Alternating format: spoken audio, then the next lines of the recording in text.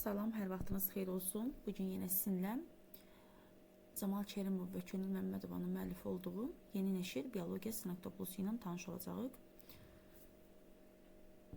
Bu günlərə baxacağımız ikinci sınağın suallarıdır. Başlayaq ikinci sınaqdan. Demək, burada nə verib bizə? Deyir ki, aşağıdakı cədvəldə 3 fərqli DNT molekulundakı fərqli strukturların sayı verilmişdir. Burada demək, bəzilərini pentozanın, bəzilərini timinin, bəzilərini isə hidrogen rabitələrinin sayı göstərilir. Və DNT molekullarında deyir ki, nukleotidlərin sayı bərabərdir. C, H və A-nın müvafiq olaraq hansı rəqəmlərlə ifadə olunduğunu biz tapmalıyıq. Hansı rəqəmlərə bərabərdir? Baxaq, birinci sualda. Demək, birinci DNT molekulunda bizə nə bəllidir? Timinin sayı bəllidir, hidrogen rabitələrinin sayı bəllidir. Timinin sayı 45-dir. Əgər timin sayı 45-dirsə, DNT molekulunda timinə komplementar olaraq adeninin də sayı 45-ə bərabər olacaq. O zaman adenin və timinin birlikdə cəmi 90 edəcək. Və eləcə də adenin timinin hərəsinin sayı deməli 45'dir. Bunların arasında yaranan rabitələr də 2 qat rabitədir. Demək, bu hər adenin və timin arasında 2 ədəd rabitə olduğuna görə 45 adenin və timin arasında birlikdə 90 rabitə olacaq. Və biz 210 rabitədən 90 rabitəni çıxmaqla tapırıq 120 rabitə. 90 deməli adenin və timin arasında idi. Bu 120 isə guanin və sitozin arasında olan rabitələrdir. Guanin və sitozin arasında. Guanin və sitozinin arasında olan rabitələr 3 qat rabitələrdir. Əgər 120 rabitə varsa, 120-ni 3 yerə bölməklə 40 alıram ki, bu da 40 adeninin, daha doğrusu guaninin və sitozinin sayıdır. Yəni 120 rabitəni 3 yerə böldüm, 40 rəqəm aldım. Guaninin də sayı 40-a bərabərdir. Sitozinin də sayı 40-a bərabərdir. Və ikisinin birlikdə sayı, birlikdə cəmi isə o zaman 80 edəcək. Demək, əvvəldən bizə bəlli idi ki, adenin və timin birlikdə 90-dır. 120-ni 3-ə bölməklə, yəni hidrogen rabitələrinin sayını 120-ni 3-ə bölməklə 40 aldıq ki, 40 da həm guaninin sayı, həm də sitozinin sayıdır. O zaman guanin və sitozinin birlikdə cəmi isə edir 80. 80 dənə guanin sitozin, 90 dənə də adenin timin varsa, nukleotidlərin ümumi cəmi 90 plus 80. Yəni 170'ə bərabər olacaq. Hər nukleotiddə də bir dənə pentoza, yəni bir dənə dezoksirboz olduğuna görə pentozaların və nukleotidlərin sayı bir-birinə bərabərdir. Əgər 170 dənə nukleotid varsa, demək 170 dənə də pentoza olacaq. Yəni A-nın qiyməti 170'ə bərabər olacaq. Bu birinci DNT molekulu. İkinci DNT molekulunda timinin sayı bəllidir bizə və hidrogen rabitəsinin sayını soruşur. Eləcə də DNT molekullarında nukleotidlərin sayı üçündə də bir-birinə bərabər olduğuna görə, demək ikinci DNT-də də nukleotidlərin sayı 170 eləyəcək. 170. Pentozanın da sayı 170 olacaq. Baxaq. Timinin sayı yenə də verilib 75. 75'i 2'ye vurmaqla demək, timinlə adeninin arasında olan hidrogen rabitələrin sayını tapıram. Yəni 150'ni alıram. Və həmçinin burada bilirəm ki, 75 dənə timin, 75 dənə də adenin olacaq bu DNT molekulunda. Nəyə görə? Çünki adeninlə timin bir-birinə komplementardır. 75 timini komplementar, 75 dənə də adenin olacaq. Və bunların da cəmi 150'yə bərabər olacaq. O zaman ümumi nukleotid sayından mən bu 150'ni çıxmaqla 20 alıram. Bu 20'nin də 10'u guanin olacaq, 10'u sitozin olacaq. Çünki bunlar da komplementardır, sayıları bir-birinə bərabərdir. O zaman gəlin, indi burada hidrogen rabitələrinin sayını tapaq. 150 burada hidrogen rabitəsi adeninlə timin arasında olduğu bəllidir. 150'nə də gəlirəm. 10 guanin, 10 sitozin arasında 3 qat rabitə olduğuna görə rabitələrin sayı 30 edəcək. Deməli 180 dənə də burada rabitə var. İkinci DNT molekulunda. O zaman H-ın qiyməti də 180 olacaq. Və baxaq. Görək. Üçüncü hissədə nə var? Üçüncü DNT molekulunda. Yenə də 170 nükleotid və yaxud da ki 170 pentoza var. Demək, burada da bizdən timinin sayını soruşur. Belə bir düstur bizə bəllidir. H bərabərdir M plus S və ya M plus Q. Yəni ümumi hidrogen rabitələrinin sayı nükleotidlərin sayından sitozinin və ya guaninin ikisinin birinin sayı qədər artıqdır. Hidrogen rabitələrinin ümumi sayı 200-dür. Nükleotidlərin də sayı 170-dir. O zaman buradan tapıram ki, sitozin və ya guaninin hər hansı birinin sayı 30-a bərabərdir. Əgər buradan bilirəmsə 30 sitozin və 30 guanin var. Çünki sitozin sayı 30-sa, təbii ki, komplementarı da guanində 30 dənə olacaq. Demək, bunların ikisinin birlikdə sayı 60 eləyir. Ümumi nükleotidin də sayı 170 idi. 170-dən 60-a çıxanda alıram 110. 110-un da yarısı, yəni 55-i adenindir, 55-i timindir. İndi burada da timinin sayı, C-ni soruşurdu. Timinin də sayı 55-dir, demək 55. Baxaq.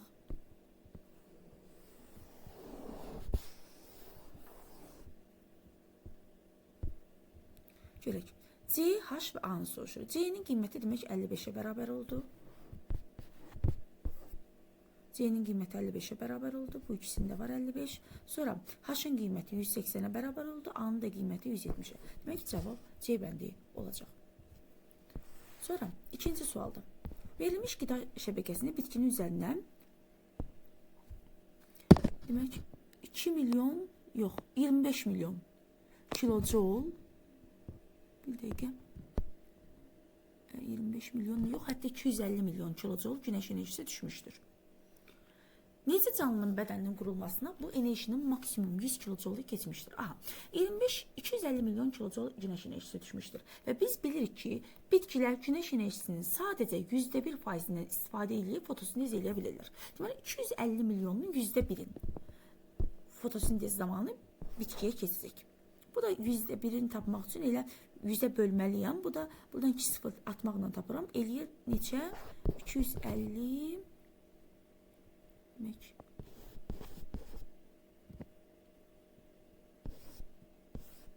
Aha, 2 milyon 500 min. 2 milyon 500 min kilojoule günəş enerjisindən deməli, bitki istifadə edib fotosintez eləyir. Yəni bitkiyə bu qədər keçir. Və deyir ki, hər növbəti halqaya da maksimum miqdarda keçməlidir. Maksimum miqdar nə qədərdir? Qida zəncirində enerjinin ötürülməsi 5-20% idi.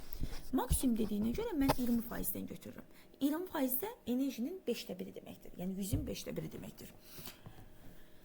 Deməli, 100'ün 5'də 1'i 20%-i hər dəfə növbəti qida zəncirinə ötürülməlidir. Bitkidə deməli 2 milyon 500 min kilojoule günəş enerjisi varsa, bunun 5'də 1'i 500 min edəcək. 500 min kilojoule birinci dərəcəli konsumentə ötürülür. Birinci dərəcəli konsumentlər də bunlardır. Yox, bu deyil. Bu deyil. Bunu pozun.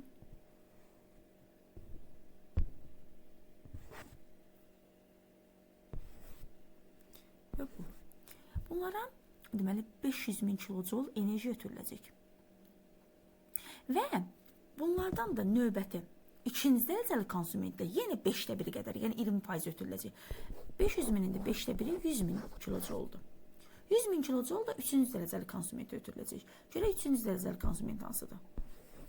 İşarələyək. Bu konsumentlər deməli üçüncü dərəcəli konsumentlərdir. Neçə dənə burada yaşılla işarələdik? 7 dənə. Deməli 7 dənə konsument ikinci dərəcəli konsumentdə və ikinci dərəcəli konsumentdə də 100 min kilojoule günəş enerjisi keçəcək. Yəni cavab E bəndi olacaq. Sonra üçüncü sual. Doğru ifadəni seçin. Leykoz irsi qan xəstəliyidir. Xeyr, leykoz irsi xəstəlik deyil, yanlışdır. Qanın zəifləşdirilməsi yanlışdır. Cinsi xromosomlarla ilişiklik keçir. Nə cinsi, nə də autosom xromosomlarına keçmir. Ümumiyyətlə irsi deyil. Hemoglobin istehsalı zamanı yaranan zülal çatışmazlığıdır. Xeyr. Qırmızı sümüklüyündə daha çox leykozitlərin sintez olmasıdır. Bəli, bu doğrudur. Sonra şəkildə verilən damarların böyük və kiçik qan dövranına aid olmasına görə qruplaşdırın. Böyük qan dövranı və kiçik qan dövranı. Baxaq. Birinci deməli verilib yuxarı və aşağı boş vena. Baxaq. Yuxarı boş vena, aşağı boş vena. Yuxarı və aşağı boş vena bunlar böyük qan dövranında qanı ürəyə gətirən damarlardır. Yəni 1 ilə 5 böyük qan dövranına aiddir. Eləcə də ikinci, aorta damarı. Böyük qan dövranında qanı ürəkdən çıxaran damardır. O zaman 1, 2, 5 böyük qan dövranına aid oldu. Böyük. Bəs kiçik qan dövranına hansı damarlara aid olacaq? Baxaq. Kiçik qan dövranına aid olan damarlar 6 və 4-dür. 4, 6. Hansı damarlardır bunlar? Sağ və sol ağciyər venalarıdır. Bunlar kiçik qan dövranında ağciyərdən qanı ürəyə gətirirlər. Eləcə də üçüncü damar burada ağciyər kötüyü qanı böyük, daha doğrusu kiçik qan dövranında ürəkdən çıxarır və ağciyər aparır. Deməli, üçüncü damarda aid oldu kiçik qan dövranına. Baxaq indi cavablarda görək ki, necə verilib. Böyük qan dövranına aid oldu 1, 2, 5, kiçik qan dövranına 3, 4, 6. Yəni C bəndi uyğun cavabdır. Baxaq 5-ci suala. 5 rəfiqanın qan qrupu testlərinin nəticəsi aşağıdakı cədvəldə verilmişdir. Deyək ki, bu testlərin sonunda 5 rəfiqəyə verilən qan qrupu kartlarına bu məlumatlar yazılıb. Hansı rəfiqanın kartında yazılan qan qrupu doğru yazılmamışdır? Aha, onu xatırlayaq ki, qan qrupu testləri aparılır və ümumiyyətlə bu testlərdə demək qanda çökmə baş verir və baş vermir. Buna da toxunaq. Çökmə hansı halda baş verir? Çökmə o halda baş verir ki, antitel A-la antigen A qarışsın və yaxud da ki, antitel B ilə antigen B qarışsın. Bu zaman çökmə baş verəcək. Yox, qarışmasa olmayacaq. Baxaq. Nəzərdən keçirək bunları bir-bir. Demək, Natimana verilən kartda birinci qan qrupu müsbət yazılıb. Birinci qan qrupunda biz bilirik ki, antitel A da var, B də var. Antitel A da var, B də varsa, yəni antigen və yoxdur, antigeni də yoxdur. Antigeni yoxdursa, zərər yoxdur. Burada çökmə baş verməyəcək. Göstərilib ki, çökmə baş verməyəcək. Qan qrupu müsbətdir, burada da çökmə baş verir. Sonra ilahəyə verilən kartda B yazılıb. B demək qan qrupunda, yəni üçüncü qan qrupudur. Antigen B-dir, demək antigen B, antitel B ilə qarşında çökmə baş verməlidir. Yəni baxaq. Deməli, antitel B ilə qarşında çökmə baş verməlidir, amma burada yazır ki, çökmə baş vermir. Demək, burada yanlışlıq var. Nativanda yanlışlıq yox idi, ilahədə isə yanlışlıq var. Digərlərinə də baxaq. Dürdanəyə verilən kartda B yazılıb. B deməli, antigen B, antitel B ilə çökməlidir, çöküb. Demək, bu doğrudur. Digəri ilə çökməyib. Burada da mənfidir, çökmə baş vermir. Könlə verilən kartda AB demək, yazılıb. A antigeni də var, B antigeni də var. Hər ikisi ilə çökməlidir, hər ikisi ilə çöküb. Mənfidir, çökməyib. Fəxriyyədə demək, fəxriyyədə yazılıb B, B antigen B ilə antitel B ilə çökməlidir, çöküb, antitel A ilə çökmür və müsbətdir, müsbət də burada deməli işarə qoyulub. Demək, bu da olmayacaq. Sadəcə ilahə cavabı deməli göstərir ki, yəni ilahəyə verilən kartda məlumatlar düzgün yazılmayıb.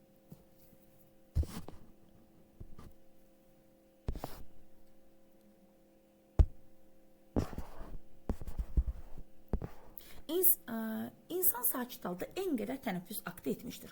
Bu müddət ərzində onun ağciyər kapilyarlarından qana keçən oksigen qazının miqdarı xaric edilən havadakı karbon qazının miqdarından nə qədər çoxdur? En qədər tənəffüs aktı etmişdir. Baxaq, bir tənəffüs hərəkətində insan nəfəs alma və nəfəs vermə dediyimiz iki aktı icra edir. Bir tənəffüs hərəkətində. İki akt. Nəfəs alma, nəfəs vermə. İndi en qədər akt varsa, deməli, n bölmə 2 sayda da tənəffüs hərəkəti baş vermişdir. N bölmə 2 sayda. Bu müddət ərzində onun ağciyər kapilyarlarından qana keçən oksigen qazının miqdarı xaric edilən havadakı karbon qazının miqdarından nə qədər çoxdur? Deməli, bir tənəffüs hərəkətində ağciyər kapilyarlarına 25 kub santimetr oksigen keçir və geriyə isə 20 kub santimetr karbon qazı qayıdır. Bunların arasında olan fərq 5 kub santimetrdir. Baxaq. Demək, bir tənəffüs hərəkətində 5 kub santimetrdirsə bunların arasında olan fərq. n bölmə 2 tənəffüs hərəkətində bu fərq nə qədər olacaq? Hesablasam buradan 5'i vururam n bölmə 2'yə, 5n bölmə 2. 5n bölmə 2 də E bəndində verilmişdir. Yəni altta cavab E bəndi olacaq. Baxaq 7-ci suala. 7-ci sualda nə deyir? Qurbağa skeletinə aid olmayan, daha doğrusu qurbağa skeletində şəklə əsasən ətrafların skeletinə aid olmayan sümük hansıdır? Ətrafa aid olmasın. Bax, burada məsələn 4-də göstərilib kəllə sümüyü. Kəllə sümüyü təbii ki, ətraf skeletinə aid olmayacaq. Onurğa sütunu aid deyil. Sonra burada quyruq sümüyü var. Bunlar aid deyil. Məsələn 9-da 8 ilə 9 ətrafların sümüyüdür. Sonra burada döş sümüyü qurbağı da 8 ilə göstərilmiş yuxarı ətrafın qurşaq hissəsinə aiddir. Sonra kürək sümüyü aiddir. Sonra burada deməli ön ətrafın sümükləri aiddir. Deməli aid olmayan hansılar oldu? Kəllə sümüyü, deməli onurğa və demək burada quyruq sümüyü. 2, 3 və 4. 2, 3, 4 bu da hansı cavabdadır? A cavabındadır. Sonra baxaq. Elçi çıxışının fərdi inkişafı zamanı hansı strukturlarında həm haploid, həm də diploid xromosom yığımı olacaqdır? Deməli, kökümsöv gövdə. Kökümsöv gövdə, deməli, yetkin bitkidə olur. Yəni, yetkin elçi çıxışı da olur. Sporofit nəsildə. Və zigotdan inkişaf edib, zigotdan inkişaf edildiyinə görə 2N xromosom yığımlıdır. 2N. Yəni, diploid xromosom yığımlıdır. Yarpaq. Yarpaq özü zigotdan inkişaf edib. Yarpaq özü 2N-dir. Amma yarpağın altındakı sporangilərdə, deməli, meyoz yolla sporlar əmələ gələ bilər. Demək, sporangilərdə meyoz yolla sporlar əmələ gələ bilər. Yəni, onlar haploid xromosom yığımlı olacaqlar. Haploid xromosom yığımlı olduğuna görə biz yarpağı da götürəcəyik buradan. Qutucuq, ümumiyyətlə, qıcıda qutucuğu yoxdur. Sporangilər deyilir, onların sporlarının olduğu yerə. Ümumiyyətlə, 4-ü götürmürük. 3-də də protaldır. Protal spordan yaranır. Spor özü meyoz yolla əmələ gəlir. Yəni, N xromosom yığımlıdır. Amma protaldan, mayalanmadan sonra üzərində zigot yaranır alt tərəfində. Zigot isə 2N xromosom yığımlıdır.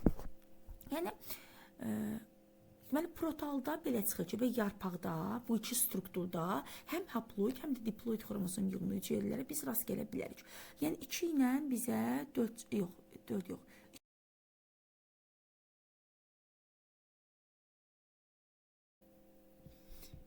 Demək, buradan biz qalmışdıq 9-cu sualda. 9-cu sualda dişi heterogamet canlının toxumluq və yumurtalığın yetişmə zonasına bərabər sayda hüceyrə daxil olmuşdur. Əgər sonda alınan Y cinsi xromosomla yönəlici cimciklərin maksimum sayı 16 ədəd olarsa, toxumluq və yumurtalıqda cəmi neçə hüceyrədə qütbləri yalnız X-ə malik xromosomlar çəkilmişdir. Dişi heterogamet canlıdır. Yəni, dişi orqanizm həm X, həm də Y cinsiyyət xromosomları daşıyır. Y cinsi xromosomda yönəlici cimciklərin maksimum sayı 16-dır. Yəni, buradan belə çıxır ki, Y-lərin hamısı yönəlici cimcikdir. Və biz onu da bilirik ki, əgər Y-in hamısı yönəlici cimcikdirsə, deməli 0 sayda gamet Y-dir. 0 sayda gamet Y-dir. Həmçinin, buradan da bizə bəllidir ki, cəmi 16 dənə Y cinsi xromosomuna malik olan hüceyrə yaranıb. Və heterogamet canlıda da əgər 16 Y yaranıbsa, birin bir nisbətində 16 dənə də X cinsiyyət xromosomuna malik olan hüceyrə yaranmalıdır. Burada bizə deyir ki, neçə hüceyrədə qütblərə X cinsi xromosomlar çəkilmişdir. Əgər 16 X xromosomlu cinsiyyət hüceyrəsi yaranıbsa, 16 8 hüceyrənin bölünməsindən yaranıb. 8 hüceyrədə deməli qütblərə X cinsiyyət xromosomuna malik olan xromosomlar çəkilib. Bu dişidə olan. Erkəkdə olan isə bir də onu biz buradan bilirik ki, 16X, 16 dənə də Y cinsiyyət xromosomuna malik olan hüceyrə yaranırsa, toplamda bunlar edir. Bir dəqiqə, mən bunu silim buradan. 16X, 16 dənə də Y cinsiyyət xromosomuna malik olan hüceyrə yaranıbsa, sonda belir 32 hüceyrə. Meyozun sonunda 32 hüceyrə yaranıbsa, deməli meyoza, yəni yumurtalığın yetişmə zonasına 8 hüceyrə daxil olunmuş. 8 hüceyrə yumurtalığa daxil, axı bərabər sayda bunlar hüceyrələr daxil olub deyir. Deməli 8 dənə də erkəkdə toxumluğun yetişmə zonasına daxil olub. Və sonda da yaranan hüceyrələr 32 dənə hamısı X cinsiyyət xromosomlu olacaq. Bu, indi 32 hüceyrə 2 mərhələdə əmələ gələcək. Birinci bunlardan 16-sı, sonra isə 32-si əmələ gələcək. Demək, neçə hüceyrədə qütblərə X cinsi xromosomlar çəkilib deyirsə, 8 buradakı, 16 da buradakı hüceyrələrə qütblərə, yəni buradakı hüceyrənin qütblərinə X cinsiyyət xromosomları çəkiləcək. Onsuz da burada Y ola bilməz. Hamısı X olacaq. 8 plus 16, 8 də buradan. Eləyir neçə? 40. Yox, 40 yox, üzr istəyirəm. 32 səhv yazdım.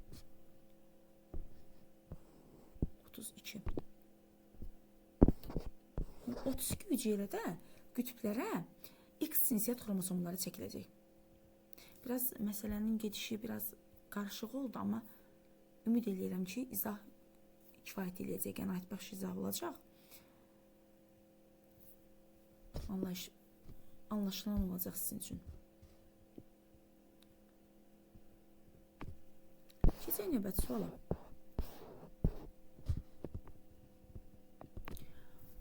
Cədvələ əsasən X-in yerinə yazıla bilər. Skelet hissəsi X-dır. Yalnız onurğa sütunu ilə birləşmə əmələ gətirir. Yalnız onurğa sütunu ilə birləşmə əmələ gətirənlər görək hansılardır. Demək, birinci verilib yuxarı ətraf skeleti. Yuxarı ətraf skeleti onurğa sütunu ilə birləşmə əmələ gətirmir. Yuxarı ətraf skeleti məsələn birləşir döş sümüyü ilə. Birləşmə əmələ gətirmir. Yəni bu cavab çıxdı. Sonra ikincidə kəllə skeleti, bəli, onurğa sütunu ilə birləşmə əmələ gətirir. İçini götürəcəyik. Üçdə döş qəfəsi. Döş qəfəsi yalnız dediyinə görə, düzdür, onurğa sütunu ilə birləşir. Məsəl üçün, onurğanın boyun şöbəsinə, bel şöbəsinə birləşir. Amma yalnız onurğa sütunu ilə birləşmə əmələ gətirmir. Çünki bura eyni zamanda körpücük sümükləri də gəlib birləşir. Ona görə bu da doğru deyil. Dörddə deyir ki, aşağı ətraf skeleti. Bəli, aşağı ətraf skeleti oma və çanaq hissədən birləşirlər yalnız onurğa sütunu ilə. Dördü də götürdük. Beşdə deyir ki, 12-ci cüt qabırğalar. Bu da aiddir. Çünki 12-ci cüt qabırğa onsuz da bir sümük ilə birləşir. O da onurğa sütunu fəqərəsidir. Deməli, 2, 4 və 5 cavabları uyğun cavabdır. Demək, onda cavab C bəndi olacaq. 11-də məədaltı vəzisi normal fəaliyyət göstərən insanın nazik bağırsağında bitki yağlarını həzmi pozulmuşdur. Buna səbəb nə ola bilər? Demək, mədalda vəzi normal fəaliyyət göstərdiyi halda bitki yağlarının həzmi pozulmuşdur. Nə səbəb ola bilər buna? Xlorid turşusu ifrazının güclənməsi. Bitki yağlarının həzmi nazik bağırsaqda gedir. Xlorid turşusu ifrazı isə mədədə baş verir. Demək, bu səbəb deyil. B-də öd sintezinin pozulması, ödün sintezinin pozulması. Bu olar. Çünki öd mədaltı vəzi fermentlərini aktivləşdirildi, xüsusilə də yağların həzmini köməkləyen lipazla aktivləşdirildi. Bu ola bilər. C-də deyir ki, ağız suyu vəzlərinin fəaliyyəti, ağızda onsuz da bitki yağların həzmi getmir, yağların həzmi getmir. Mədə seliyinin, yenə bu mədəyə aiddir və ümumiyyətlə seliy həm də qidanın sürüşkənliyidir. Yəni bu yağların həzminə aid deyil, ümumiyyətlə bu rolu yoxdur burada. E-də deyir ki, qida çatışmamazlığı, bunun da əlaqəsi yoxdur. Yəni bu yerdə burada qalan ən uyğun cavab elə B bəndindəki cavab olacaq. 12-də uyğunluğu müəyyən edin. 2 başlı, 3 başlı, 4 başlı əzələ. Bazunun bükücü əzələsi, bazunun açıcı əzələsi, budun açıcı, buzun... Aha, demək, onu bilək ki, 2 başlı əzələr istər bazuda, istərsə də budda bükücü əzələdir. Yəni 2 başlı əzələ harada varsa, ora bükücü əzələ götürürük. D ilə A-nı yazırıq ora, 1-in qabağına. 1-ə A və D. Sonra 2-yə. 2-də nədir? 3 başlı əzələ. 3 başlı əzələ bazunun arxasında olan əzələdir. Yığılanda qol açılır. Yəni bazunu açan əzələdir. O zaman 2-yə B-ni aid edirik. 2-yə B-ni aid edirik. Nə qaldı burada? C qaldı və 3 qaldı. Budun açıcı əzələsi 4 başlı əzələ. Bəli. Bu da demək budun açıcı əzələsidir. Demək aid oldu 1-ə AD, 2-yə B, 3-ə C. Demək 1-ə AD, 2-yə B, 3-ə C. A bəndi. Deməli 12-də cavab A bəndi oldu. Sürünənlər sinifinin nümayəndəsi olan erkək fərdin bir somatik hüceyrəsində autosom xromosom müxtəlifliyi N olarsa, eyni növdən olan dişi fərdin somatik hüceyrəsində olan xromosom müxtəlifliyi necə olur? A. Autosom xromosom müxtəlifliyi. Hansı ki, autosom xromosomlar erkək və dişidə fərqlənmirlər. Əgər erkəkdə autosom xromosom müxtəlifliyi N-dirsə, deməli dişidə də N-dir. Və sürünənlərdə biz bilirik ki, dişilər heterogametdir. Heterogametdir isə onların autosom xromosomlarına bərabər bir cütdə XY cinsiyyət xromosomları var. Və XY cinsiyyət xromosomları homolog xromosom deyirlər. Onlarda 2 ayrı xromosom müxtəlifliyi kimi nəzərə alacağıq biz. Amma autosom xromosomları, yəni bərabərdir. O zaman N üzərinə 2 gəlirik və xromosom müxtəlifliyin sayını tapırıq bu yolla. Yəni 13-də cavab C bəndi olacaq.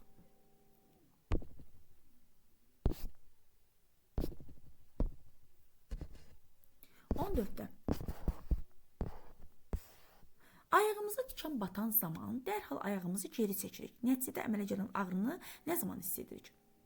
Deməli, ağrını biz duyuruqsa, deməli, bu bizim ağrını duymağımız bizim beynimizlə əlaqədardır. Ağrını hiss edirik, duyuruq. Demək, baxaq. Ayağımızdakı reseptorlar qıcığı qəbul edərkən xeyr. Hissi sinir impulsu mərkəzə ötürərkən xeyr. Hələ mərkəzə ötürərkən deyir. Hərəkət sinir impulsu bükücü əzələlərə ötürərkən xeyr. İmpuls mərkəzi sinir sistemindən keçərkən ayağı nəzərə yox. Elə budur. Mərkəzi sinir sistemindən keçərkən, yəni mərkəzdə olarkən, artıq mərkəzə çatarkən biz o ağrını duyuruq. Mərkəzdə nədir? Baş beyin və onurğa beyni. 15-də. İnsan orqanizmində normal bətin daxili inkişafın rüşeym dövrü. Uşaqlıq borusuna başlayır. Bəli. Hamiləliyin 3-cü ayının sonunda başa çatır. 2-ci ayının sonunda başa çatır. Yanlışdır. Rüşeymin əmələ gəlməsilə başlayır. Rüşeym dövrü yox, rüşeymin əmələ gəlməsilə yox. İmplantasiyadan sonra başlayır. Yanlışdır. 3 ay davam edir, 2 ay davam edir. Uşaqlıqda başlayır, xeyr, boruda başlayır. Yəni orada cavab A bəndi olacaq. 16-da. DNT molekulunda ölçüsü adeninin ölçüsünə bərabər olan nükleotidlərin sayı ümumi nükleotidlərin 15%-ni təşkil edir. Adenin ölçüsünə bərabər olan hansı idi? Guanin idi. Guanin ümumi nükleotidlərin 15%-ni təşkil edir. Guaninin də sayı sitozinin sayına bərabərdir. Əgər 15% guanin varsa, demək ki 15% də sitozin var. Bunların ikisinin də birlikdə cəmi nə qədər eləyir? 30%. Ümumi nükleotid sayıda 100% isə, bunun 30%-i guanin və sitozin olduğu halda, o zaman belə çıxır ki, 70% də adenin və timindir. Adenin və timin də sayıca bir-birinə bərabər olduğu üçün 35% adenin var, 35% timin var. Say bu şəkildədir. İndi məsələni davam edir. Əgər molekulda 2 qat hidrogen rabitələrinin sayı 140 olarsa, molekulun ümumi kütləsini hesablayın. Aha. 2 qat hidrogen rabitələrinin sayı 140 olarsa. Aha, belə. Demək ki, burada baxaq.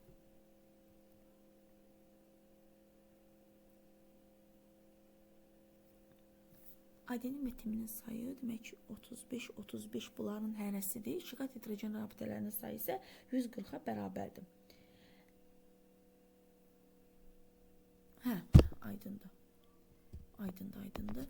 Demək ki, əgər 140 dənə 2 qat rabitə varsa, demək 2 qat rabitə nəyin arasında yaranırdı? Adeninlə timin arasında yaranırdı.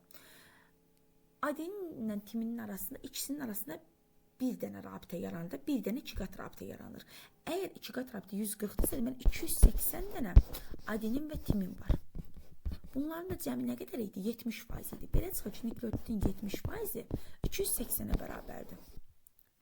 Onda nükleotidlərin ümumi sayı 100% nə qədərdir? Bu da eləyir, deməli 400 nükleotid. 400 nükleotid ümumi DNT molekulunda olan nükleotiddir. Bəs molekulun kütləsi nə qədərdir o zaman?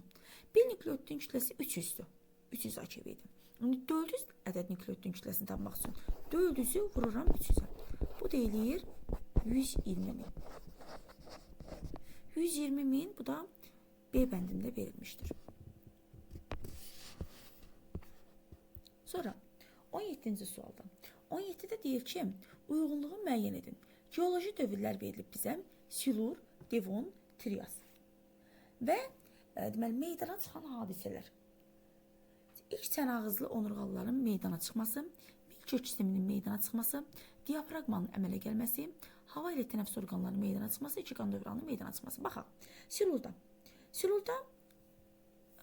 demək ki, burada uyğunlaşdıraq ilə yazaq da qarşısına. Deməli, hava ilə tənəffüs orqanlarının meydana çıxması. Bu, Silurda, deməli, yazaq 1-ə D. Sonra 2-3. Sonra Devonda milkök sisteminin meydana çıxması 2-yə B. Sonra iki qan dövranının meydana çıxması E. Triasda diafraqmanın yaranması, çünki orada iki məməlilər yaranır. 3-cü. Deməli, burada hansı qaldı? A qaldı. Aha, ilk çənağızlı onurğalıların yaranması. İlk çənağızlı onurğalıların, bu da Silura bağlıdır əslində. Deməli, A və D. Nə oldu burada? Deməli, 1-ə aid oldu A-la D, 2-yə aid oldu B ilə E, 3-ə də C aid oldu. 1-ə A, D, 2-yə B, E və 3-ə də demək, burada demək, 3-ə də C, A bəndi. A bəndi uyğun cavabdır.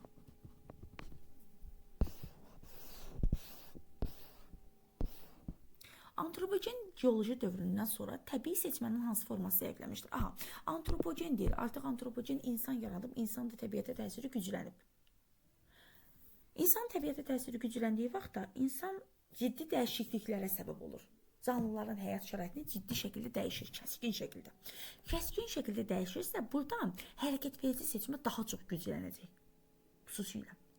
Kəskin dəyişilmələr burada özündə az. Amma stabilləşdirici seçmə zəifləyəcək. Çünki o stabilləşən formalar, orta həddə olan formalar kəskin həyat şəraitində, yəni kəskin həyat şəraitində, daha doğrusu stabilləşdirici formanın təsirinə məruz qalan formalar üçün, canlılar üçün o qədər də əlverişli olmayacaq artıq. Ona görə də burada elə zəifləmişdir deyəndə stabilləşdiricini biz götürəcəyik. Cədvələ əsasən A plus B cəmini müəyyən edin. Nə verib bizə? Yaranan zigot sayı ulotrixdə. Deməli, cins çoxalma prosesində iştirak edən bitki ulotrixdə, yaranan zigot sayı A-dır.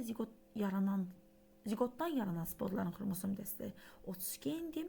Maylamada iştirak edən qametlərdə qamçıların sayı B-dir. Baxaq, ulotrixin bir zigotundan meyoz yolla 4 ədəd haploid xromosom yığımı hüceyrə yaranır. Həmin hüceyrələrində xromosom yığımı 4 dənə olacaq. Çünki 4 ədəd haploid xromosom yığımıdır. İndi 32 endisə zigotdan yaranan xromosomların ümumi sayı. Görək neçə zigot bölünüb. Demək, buradan belə çıxır ki, 8 dənə zigot bölünüb. 8 zigot. Yəni A-nın qiyməti 8-ə bərabərdir. A-nın qiyməti 8-dir. Maylamada iştirak edən qametlərin qamçılarını sayın. Aha. 8 zigotdur və 8 zigotda əmələ gələrkən bir zigot 2 qametdən yaranır. Demək 8 vurma 2. 16 dənə qamet yaranacaq, 16 qamet yaranacaq. Aslında bunu B-yə bərabər eləməyim. Düzgün olmur artıq. Pozun burada B-ni. 8 vurma 2. 16 dənə qamet yaranacaq. Hər qametdə neçə qamçı olur? B bərabərdir 16 deməli qamet. Hər qametdə 2 qamçılıdır. İstər erkək, istərsə də dişi qametlər 2 qamçılıdır. Ona görə də 16-nı da 2-yə vuranda 32 qamçı edir. 32 qamçı da 19-da deməli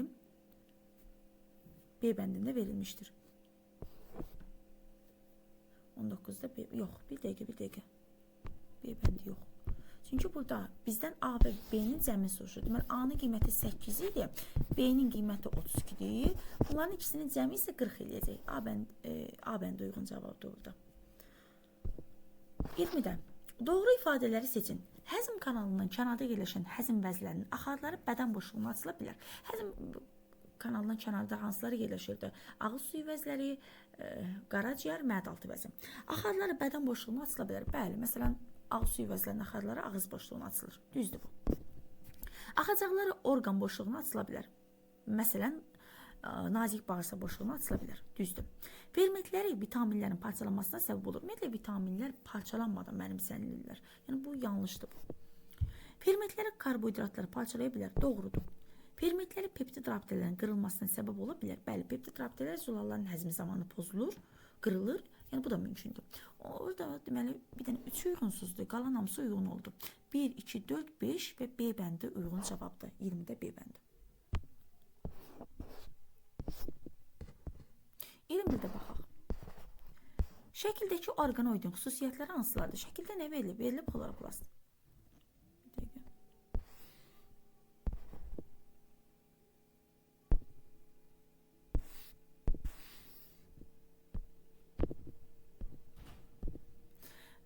Tərkibində kristlər var. Bu xloroplastdır. Xloroplastın içərisində kristlər olmur. Kristlər mitoxondriya xasdır. Yəni ona görə bu ifadə burada yanlışdır. Qeyri-üzvü maddələrdən üzvü maddə sintezidir. Bəli, fotosintezdə sintezidir. Jülal sintez olunur. Özlərinə məxsus jülal sintez edə bilirlər. Bəli, çünki məsələn fotosintezin prosesinin gedişatına fermentlər lazımdır. Fermentlər də bilir ki, jülal təbiətli maddələrdir, yəni jülaldırlar. Bəs bu fermentlər hardan gəlir xloroplasta? Çünki onlar özləri üçün jülal sintez edə bilirlər. Doğrudur bu. 4-də 3 aləmin nümayəndələrində rast gəlinir. 3 aləmdə yox, 2 aləmdə rast gəlinəcək. Bir bitkilərdə, bir də heyvanlarda. Demək, bakteriyalarda xloroplast olmur. göbələklərdə də ümumiyyətlə fotosintez prosesi xlorofil olmur. Ona görə bunu biz yanlış götürəcəyik. 5-də deyir ki, membranında cəmi 2 lipid cərgəsi var. Xeyr, 2 membranlı orqanoiddə 4 lipid cərgəsi var. Bu da yanlışdır. 2-yə bölünməklə çoxalır. Bəli, özlərinin DNT-si var. Yəni özlərinin DNT-si hesabına özlərinin çoxalda bilirlər. Deməli 2, 3, 6 A bəndi burada uyğun cavab oldu. Sonra növbəti 22-də protozozlara aiddir. Protozoz nədir? İbtidailərin törətdiyi xəstəlikdir. Ankilostomoz qurdların törətdiyi xəstəlikdir. Enterobiyoz həmçinin, tenarinfoz həmçinin. Qurdlar da çox hüceyrəli heyvanlardır. İbtidai deyirlər ümumiyyətlə. Bizə lazımdır bir hüceyrəlilər tərəfindən törənən xəstəliklər. Deməli, toksoplazma, leishmanioz və liamblioz bizə lazım olan xəstəliklərdir. 3, 5, 6. Yəni D cavabı. İnsanda refleks köksünün 4-cü hissəsini əmələ gətirən neyron. Refleks köksünün 4-cü hissəsi nədir? Hərəki neyron. Hərəki neyronun, daha doğrusu, aksonu əmələ gətirir burada. Hərəki.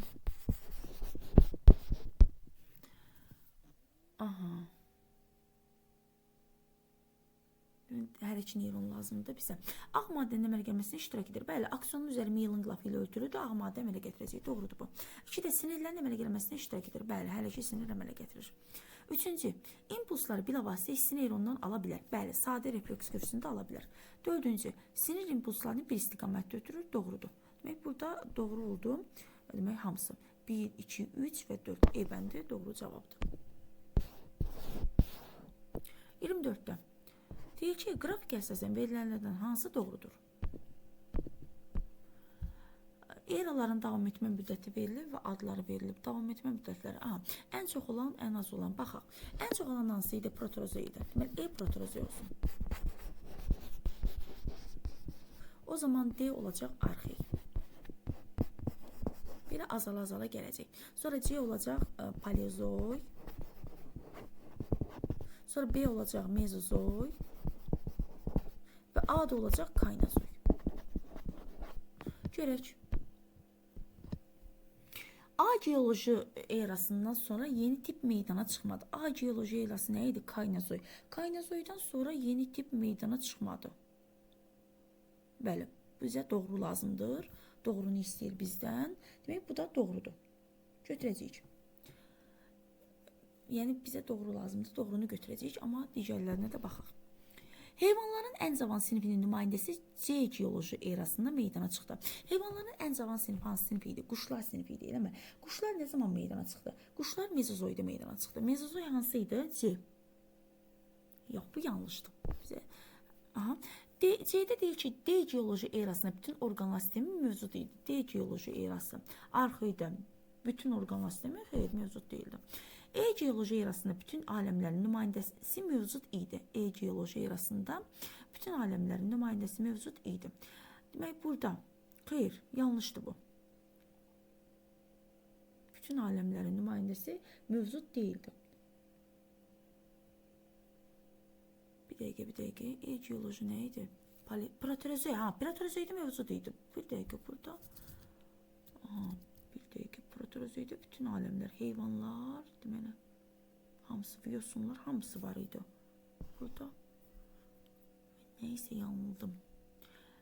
E-də nə deyir? B geoloji erasında süd vəzləri mövcud deyildi. B geoloji erası nə idi? Mezozoidda süd vəzləri mövcud deyildi. Niyə? Triasda var idi. Bu da yanlışdır. Bir dəqiqə, bu A-ya bir də baxın mən. A geoloji erasından sonra yeni tip meydana çıxmadı. Bəli, kaynazoid ümumiyyətlə proterozoiddən sonra yeni tip meydana çıxmadı da. Bu doğrudur. E-də də deyir ki, E geoloji erasında, yəni proterozoiddə bütün aləmlərin nümayəndəsi mövcud idi. Demək, 24-də burada. Nəsə, mən iki cavab arasında qaldım, dəqiqləşdirə bilmədim. Yəni, siz videonu izləyərkən, bəlkə mənim burada nəsə yanıldığım bir şey varsa, siz mənə bildirəsiniz, zəhmət olmasın. Yəni, mən nəsə burada yanıldım, deyəsən. Başqa bir şey də ağlıma gəlmir. Növbət suala keçim. 25-ci sualda. Nöqtələrin yerinə uyğun gələn cavabı yazın. Mutasiyalar əksər hallarda sitoplazmatik irsiyyətin dəyişməsinə səbəb olur. Bu nədir bu? Sitoplazmatik irsiyyətdə isə, bu gen mutasiyaları mitokondri və plastidlərin genləri vasitəsilə, yəni nüvədən kənar genləri vasitəsilə olan o mutasiyaları idi. Bəli, bu uyğundur. A bəndi. 25 deyil, buydu da sual. Bitdi. Keçək növbəti 26-cı suala. Şəklə əsasən verilən ifadələrə görə ABCD-nin cəmini tapmalıyıq biz. Görək nə verib burada. A nə deyir? Qanı tənəffüs orqanının arteriya damarına keçən canlıların sayı. Qanı tənəffüs orqanının arteriya damarına keçir. Bu balıqdır. Çünki digərlərində veyniyə keçir, ürəyə qayıdır. Bunda isə birbaşa orqanlara gedir. Yəni bu balıqda A-nın qiyməti 1-ə bərabərdir. Çünki balıq bir dənədir. B-yə baxaq. B neçə dənədir? Qan dövranının sayının embrional inkişaf dövründə artan canlıların sayı. Embrional inkişaf dövründə, yəni ana bətində qan dövranının sayı artır. Bu da demək, quşlar və məməlilər həmçinin sürünənlərdir. Yəni onlarda əvvəlcə bir qan dövranı olur, sonra isə 2 qan dövranı olur.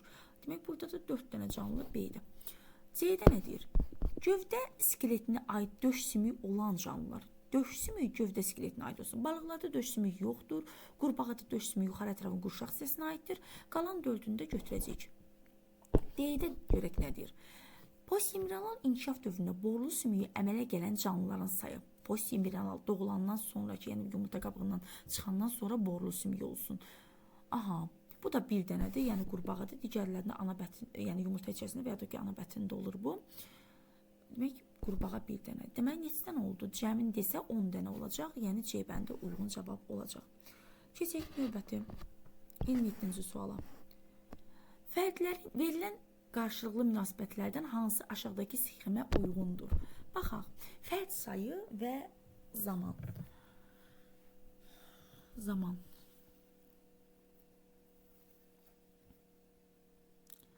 Fərdlərin sayında bir dəyişiklik olmur. Yəni, fərdlər üçün zaman keçdikcə bir dəyişiklik olmur. Belə mi demək istəyir? Baxaq yine cavablara. Görək nə deyir? Şam ağaclarının bir-birli işıq qurundan mübarizəsi rəqabətdir. Azalma olacaq, burada sabit qalmayacaq. At pıtrağının qoyunun tükünə yapışaraq yayılması. At pıtrağının qoyunun tükünə yapışaraq yayılması. Artım olar burada. İşıqsevən bitkinin ağacın kölgəsində bitməsi. İşıqsevən bitki bu yox. Zərərli təsirdir bunun üçün. Həşərat tutan bitkilərin həşəratla qidalanması. Həşərat tutan bitkilərin həşəratla qidalanması.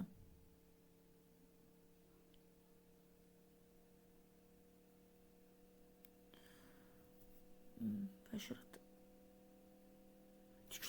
Tülkülərin dovşanla qidalanması. Bunlar ikisi eyni cavabdır. Eğer biri düz olsa, o birisi də düz olmalıdır. At pıtrağının qoyun tükünə yapışaraq yayılması. Bu komensalizmdir. Bəlkə də bu fərd sayıdır. At pıtrağının qoyun tükünə yapışaraq yayılması. Qoyun üçün bir fərq eləmir. Amma at pıtrağının yayılmasına kömək edir. Yəni də burada uyğun cavab, yəqin ki qoyunun sayı sabit qalır, fərdinin sayı. Burada B cavabı uyğun cavab olar cavablar içərisində. Çünki bu ikisində zərərli təsirdir. Bu ikisində isə biri digərinə qidalanır. Ancaq burada bir zərərli təsir yoxdur. Biri üçün heç bir əhəmiyyəti yoxdur. Digərində isə faydalıdır. B bəndə olar, ona görə uyğun cavab. 28. Doğru cavabları seçin. Heyvanların nümayəndəsi atomların birinci növ biyoloji miqrasiyasında iştirak edə bilər. Atomların birinci növ biyoloji miqrasiyası biyocəhrələr tərəfindən həyata keçirilir. Bəli, iştirak edə bilər. Parazit həyata keçirə bilər. Bəli. Məsələn, qurd xəstəlikləri törədə bilər. Xarici parazit ola bilər. Bəli. Məsələn, zəli. Atomların üçüncü növ biyoloji miqrasiyasında iştirak edə bilər. Bəli. Məsələn, insan üçüncü növ biyoloji miqrasiyadır və heyvanlar aləminə aiddir. Doğrudur. Hemotrof canlı ola bilər, ola bilməz. Çoxuciyərəli prosent ola bilər. Çoxuciyərəli prosent yox, biriciyərəli olar. Simbiyoz həyat tərcih keçirən canlı ola bilər. Bəli, məsələn, digər canlılarla simbiyoz yaşaya bilər. Demək, götürək hansılar uyğun oldu? 5-dən 6-dan başqa hamısı uyğundur. 5-6 cavabların çıxanda yerdə hamısı uyğun və A bəndi uyğun cavab oldu. Sonra baxaq növbəti 29-cu suala. 29-da nə deyir? Kərtənkələnin yumurtalığının yetişmə zonasına daxil olan hüceyrələrin bölünməsi zamanı əmələ gələn Y cinsi xromosomlu qametlərlə Y cinsi xromosomlu yönəltici cimciklərin sayı bir-birinə bərabərdir. Əgər yetişmə zonasında sonunda cəmi 36 yönəltici cimcik alınarsa, qametlərin neçəsi erkək fərdlərin əmələ gəlməsinə iştirak edə bilər? Aha, baxaq. Bir dənə hüceyrə daxil olanda yetişmə zonasına bir qamet yaranır. 3 dənə də yönəltici cimcik yaranır. Belə bir hüceyrədən 36 yönəltici cimcik yaranır, belə çıxır. Daha doğrusu 3. İndi 36 yönəltici cimcikdirsə, bu neçə hüceyrənin meyoza daxil olmasına, yəni yetişmə zonasına daxil olmasına yaranacaq? Buradan tapırıq ki, x-in qiyməti 12-yə bərabərdir. Yəni 12 hüceyrə meyoza daxil olanda və yaxud da ki, yetişmə zonasına daxil olanda bundan 36 yönəltici cimcik əmələ gələcək. Və bu da 12 hüceyrədə bölünərək 12 hüceyrə 48 hüceyrə əmələ gətirir ki, bunun 24'ü x-da, 24'ü də y-dir. 24'ü y-dir. Burada indi bizə nə deyir? Aha, bizə bu lazım deyil. Bizə qametin sayı lazımdır. Yaxşı. 12 qamet olacaq da bu demək 12 48 hüceyrə yaranır. Bunun 4'dən biri qametdir. 4'dən 3'ü də yönəltici cimcikdir. 12 qamet olacaq. Qametlər də deyir ki, sayıları bərabərdir. Yəni bunun 6'sı x qametdir. 6'sı isə y qametdir. Qametlərin neçəsi erkək fərdlərin əmələ gəlməsinə iştirak edir. Y-lər iştirak etməyəcək. Çünki kərtənkələ sürünənlərdir. Sürünənlərdə də dişilər heteroqametdir. Yəni erkəklər homoqametdir. Erkəklər homoqamet olduğuna görə erkəklərdə y olmur. Erkəklərdə sadəcə x ola bilər. 6x. Bu da cavabda yoxdur. Baxaq 29-cu suala bir daha təkrar.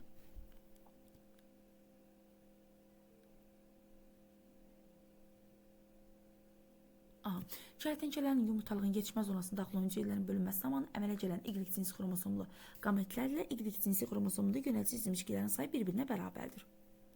36 yönəltici cimcik varsa, demək 12 qamet var.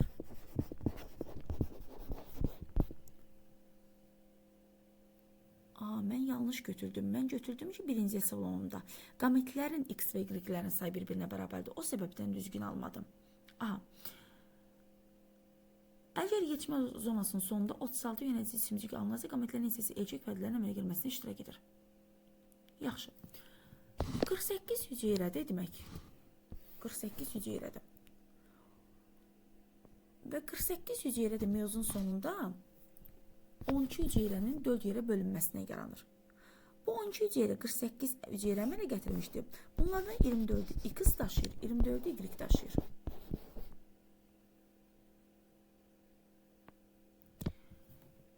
Və buradan da deyir ki, yönəltici cimciklərlə y daşıyan yönəltici cimciklərlə y daşıyan qametlərin sayı bir-birinə bərabərdir. 12 hüceyrədən hər hüceyrədən bir qamet yaranır. 12 hüceyrədən sonunda 12 qamet yaranacaq. Və bu 12 qametin əgər hamısı y olacaqsa, onda x olan 0'a bərabərdir. X ola bilməz. X 0'a bərabərdirsə, onda elə erkəyin əmələ gəlməsinə heç bir qamet iştirak etməyəcək. O zaman buradan belə çıxır ki, cavab E bəndi olacaq.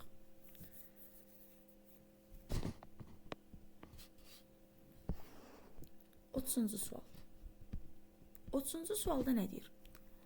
Hansı ifadə yanlışdır? Parapteklər. Hibbon. Parapteklər nəyə əmələ gətirdilər? Şaxələndirdilər. Hibbon, orangutan və deməli driopteklər əmələ gətirdilər. Demək, bu hibbondusa x onda orangutan olacaq. Orangutan. Bu da drioptekdir. Driopteklər də sonralar şaxə verir də avstralopteklərə. Deməli, Z ola bilər. Avstraloptek, şimpanzi, yaxud da ki, gorilla. Gorilla ola bilər Z. X oldu orangutan, Y də drioptek. Baxaq. Gerək nə deyir? Y canlısı səmti müəyyən edə bilmirdi. Y canlısı səmti müəyyən edə bilmirdi. Bizə yanlış lazımdır. Bir də onu deyək ki, bizə yanlış lazımdır. Y canlısı səmti müəyyən edə bilmir. Y nə idi? Drioptek idi. Driopteklər səmti müəyyən edə bilirdilər. Demək, bu yanlışdır. Götürəcəyik bunu əslində. İkinciden, X canlısının döş qəfəsi sümüklərinin sayı insanın döş qəfəsi sümüklərinin sayına bərabərdir. X canlısı nə idi? Orangutan idi. Orangutanda döş qəfəsi sümüklərinin sayı insanın, deməli, döş qəfəsi sümüklərinin sayına bərabərdir. Yəni ikinci buradan doğrudur. Bizə yanlış lazımdır. Bunu götürməyəcəyik ona görə. Biri götürəcəyik. Sonra 3-dən Z yastı döş qəfəsi kəllənin hamar olmasına görə insana bənzər. Bu danışdıq, bu hamar formalı, deməli, kəllə, yastı döş qəfəsi bu hippona aiddir. Hipponsa Z deyil. Z ya avstralopitekullar, ya şimpanzi olar, ya da gorilla olar. Yəni yanlışdır. 3-ü də götürəcəyik. Sonra baxaq. 4-cüyə baxmalıyıq. Z 4-də deyir ki, Z insanın bilavasitə əcdadı ola bilər. Ola bilər.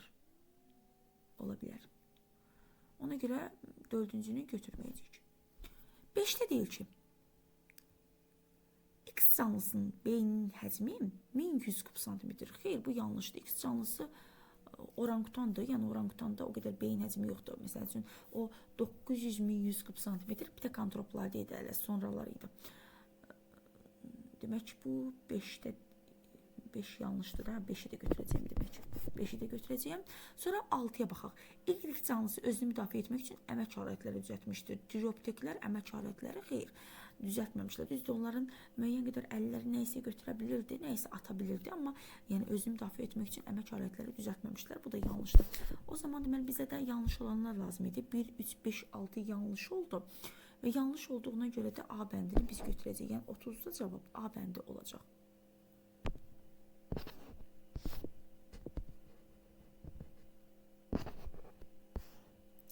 Şəkildəki orqanoidin xüsusiyyətləri, bu sual təkrar gəldi, yox.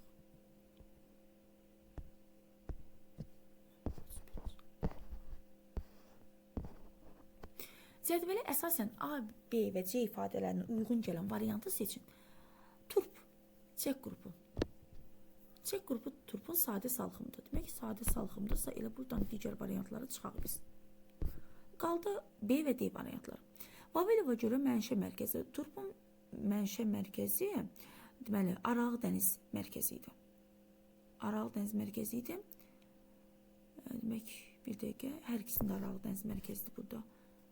Çıxdaş eləyə bilməyəcəyik. Siyən struktur elementlərinin sayı. Saplaqlı çeklərə malik idi. Deməli, bir saplaq, bir yataq, çek düsturda K4, L4, Y4 plus 2, D1 şəklindədir. Və çek düsturunda baxaq ki, burada kəsə yarpaqları və ləçəklər 8, ölkəsi bitişici isə 7. 15 burada, bir saplaq, bir yataq da burada. 17 dənə struktur elementi var. O zaman struktur elementlərinin sayı da 17, B cavabı uyğun cavabdır. Çünki burada 14 verib. Bu olmayacaq. Sonra 32-yə baxaq. Hansı variant uyğundur? 32-də demək, böyrək üstü vəzinin hormonları qanda qlikozanın miqdarını azaldır. Böyrək üstü vəzi hormonlarından adrenalin qanda qlikozanın miqdarını artırır. Yanlışdır bu. Qalxana bənzər vəzi hormonu infeksion xəstəliklərə qarşı müqaviməti azaldır. Xeyr, artırır. Timus vəzisi tiroksin hormonu sintezilir. Tiroksin qalxana bənzər vəzin hormonudur. Yanlışdır. Dedik ki, hipofiz vəzisi bioloji saat rolunu oynayır. Hipofiz yox, epifiz oynayır bunu. Səngələ bənzər vəzi hormonu vaxtından əvvəl cinsi yetişkənliyin qabağını alır. Bəli, bu doğrudur. 32-də öyrəndik, doğru olacaq. 33-də. A bitkisi həm B, həm də C bitkilərinin yetkin fərqlərindən nə ilə fərqlənir? A. Fərqlərindən fərqlənir. A. Biz cavabların içərisində bunları seçməliyik. Baxaq. Demək, deyir ki, yetkin fərdinin qeyri-cinsi nəsil olmasıyla. Yetkin fərdi qeyri-cinsi nəsildir. Buna görə fərqlənir. Demək, yetkin fərdinin qeyri-cinsi nəsil olmasıyla.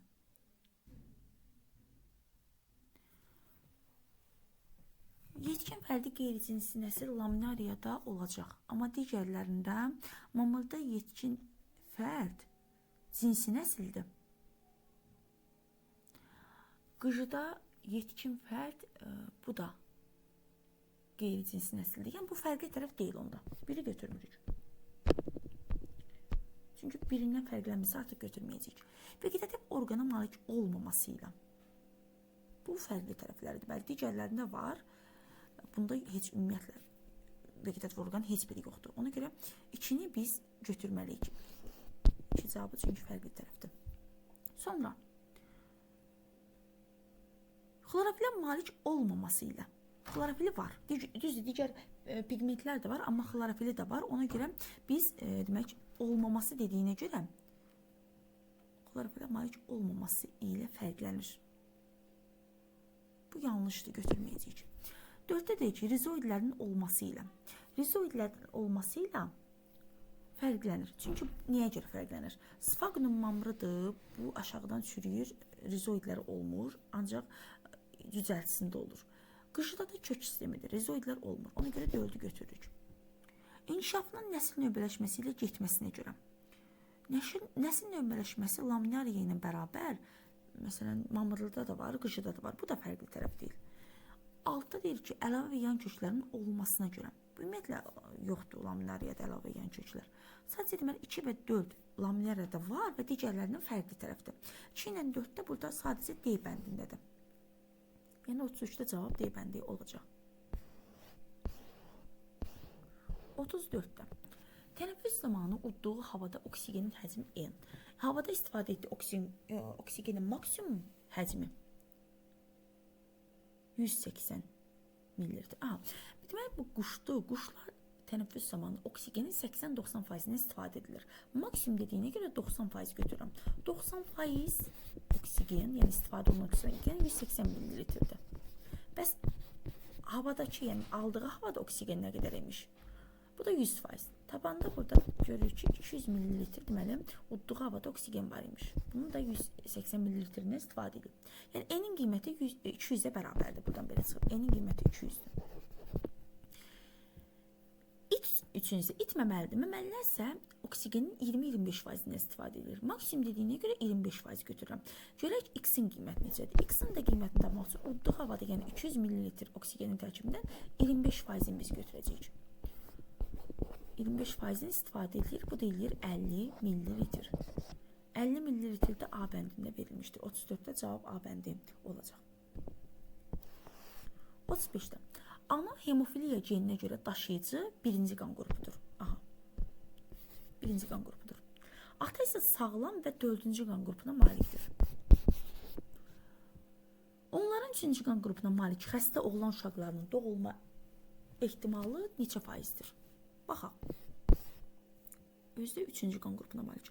Çarpazlaşdıraq burada. A0, A0, B0, B0. 3-cü qan qrupu. Əmələ gəlmə ehtimalı neçə oldu? 2-də 1. 2-də 1 ehtimalı. Çünki 50% ehtimalla 3-cü qan qrupu yaranacaq. 1-50% ehtimalla da 2-ci qan qrupu yaranacaq. Və bu 2-də 1-i yazırıq. Qalsın burada. Sonra keçək xəstəliyə. Ana hemofiliya geninə görə daşıyıcıdır. Yəni anada XH, XH kiçik yaşdır. Ata isə sağlamdır. Yəni XH, Y-dir. Görək bunların nicahından hansı uşaqlar dünyaya gələcək? XH, XH, böyük H, yəni sağlam qız, daşıyıcı qız, sağlam oğlan, xəstə oğlan. Bizə də deyildi ki, xəstə oğlan uşaqları neçə ehtimalla doğulur? Xəstə oğlan uşaqları 4-də 1 ehtimalla doğulur. Çünki bu sağlam qızdır, bu sağlam daşıyıcı qızdır, bu sağlam oğlandır, bu isə xəstə oğlandır. Yəni XH, Y xəstə oğlandır. Ehtimalı 4-də 1-dir. 2-də 1, bu 4-də 1. Bunların hasili də 8-də 1-dir. Yəni 8-də 1 ehtimal. İndi bu 8-də 1 ehtimalı faizə çevirəndə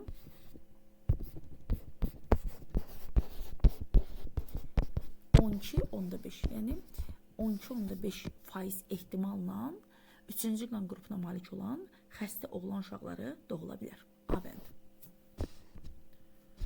Keçək 36-cı suala.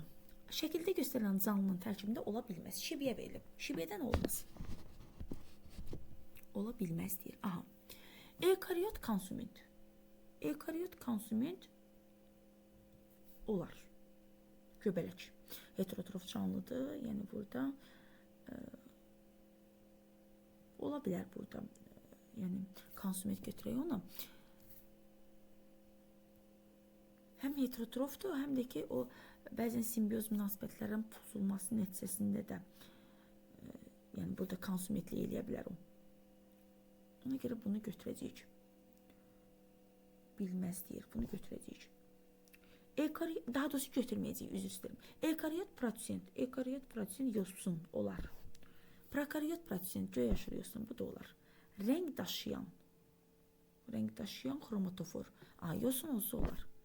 Xemosintezçi prosent, xemosintezçi olmayacaq burada, yox. Yəni bəndə burada uyğun cavabdır.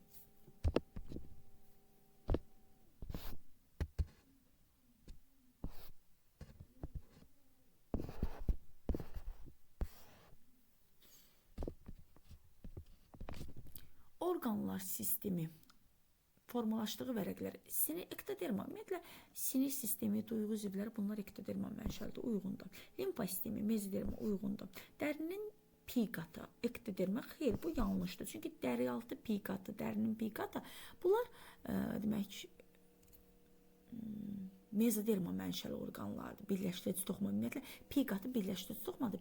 Piqata mezoderma mənşəlidir. Bu uyğunsuzdur. Digərlərinə baxaq. Qalxanməzlər vəzi endoderma uyğundur. Dişi miniqat ektoderma uyğundur. Yəni bu C bəndə uyğunsuz olacaq. 38-də. 38-də nə deyir? Verilən fikirlərdən hansı yanlışdır? İlk sidik qədə bənzər kapsulda əmələ gəlir. Düzdür. Sidik axarları iki bədən boşluğuna yerləşir. Bəli, qarın boşluğundan çana boşluğuna sidik hissəsinə gəlir. Düzdür. Son sidik qıvrım kanalcıqda əmələ gəlir. Düzdür. Sidik hissəsinin tutumu 500 ml-dir. Düzdür. Sidik hissəsinin xarici qatı sayazələdən ibarət. Ümumiyyətlə, orqanlar xaricdən adətən biz belə birləşdirici toxuma ilə örtüldüyünü demişik. Yəni burada sayazələ qatı olmayacaq. Ona görə bəndə yanlışdır. 39-da liambliyalar sarkodinlər sinifinə aiddir. Sarkodinlər sinifinə yox, qamçılar sinifinə aiddir. Yanlışdır. 4 cüt qamçıya və sorucu diska malikdir. Doğrudur, götürürük bunu. Yoğun bağırsaqda parazitliyidir. Xeyr. Yoğun bağırsaq keçir sistalar, amma orada parazitlik etmək yox. Ümumiyyətlə kitablarda bu barədə müxtəlif fikirlər var. Bəzilərində qaraciyərdə, bəzilərində nazik bağırsaqda, bəzilərində hər ikisinə parazitlik etdiyi yazılır. Amma yoğun bağırsağa sistalar keçir. Helmintlərə aiddir. Xeyr, qurd xəstəliyi deyil. Bu yanlışdır. Həzm yolu ilə insana daxil olur. Doğrudur. Keçiriciləri isə semilçəklərdə yanlışdır. 2 ilə 5 doğrudur. Yəni 39-da B bəndə olacaq. Atom filogenetik sırası. Oxla göstərilmiş istiqamət üzrə verilənlərdən hansı yanlışdır? Baxaq. Deməli, ardıcılıq necədir? Əvvəlcə gəlin ardıcılığı yazaq. Fenokodusdur. Eyhupusdur. Merihupusdur. Sonra hipariondur. Və müasiratdır, oradan da keçid. Deməli, keçidləri belə yazaq. Hiparion. Belə. Fenokodusdan Eyhupusa.